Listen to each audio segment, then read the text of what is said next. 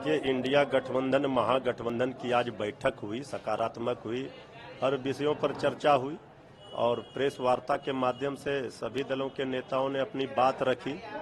India गठबंधन पूरी unity के साथ, क्लियरिटी के साथ इस बिहार की भलाई के लिए, लड़ाई के लिए तैयार है।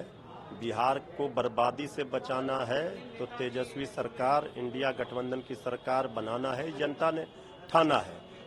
तेजस्वी यादव जी नेतृत्व करता है, महागठबंधन के ड्राइविंग सीट पर हैं, मुख्यमंत्री का चेहरा है, ये भी पूरी तरह से क्लियर है, इसमें कोई कंफ्यूजन नहीं है।